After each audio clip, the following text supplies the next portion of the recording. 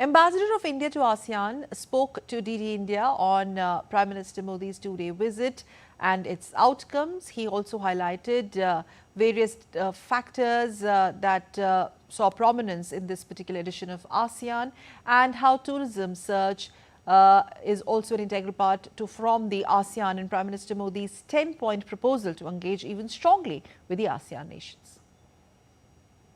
Prime Minister Narendra Modi has just concluded his visit to Lao PDR for the 21st India-ASEAN Summit and the East Asia Summit. And to talk more on this and to talk more on how the visit has been, we are joined in by Ambassador Jayant, who is the Ambassador of India to the ASEAN. Thank you so much, sir, for talking to DD India. First, what we see is how significant do you think this visit was in terms of that Prime Minister Narendra Modi encapsulated various sectors in his interventions at both the summits? Yeah.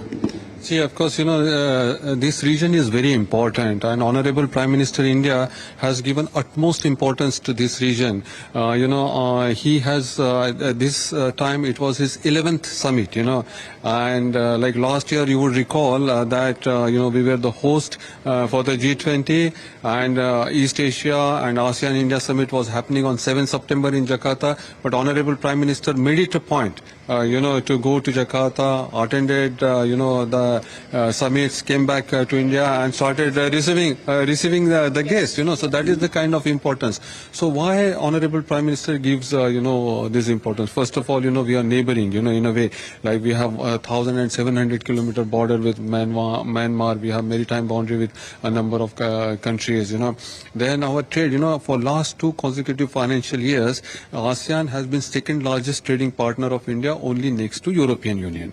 In terms of investment, mainly because of Singapore, but 20% of cumulative investment into India has come from this region, and vice versa. Tourism is very important sector, like 7 out of 10 ASEAN member states are directly connected by flight.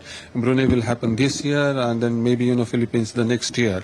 And then in terms of trade in services, another 10 to 12% of our trade happens with this.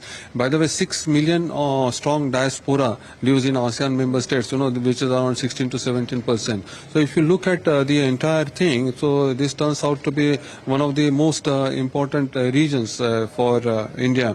So Honorable Prime Minister coming here, talking to, the ASEAN leaders, and talking about Act East policy, which has, 4 broad pillars, etc. So it adds, it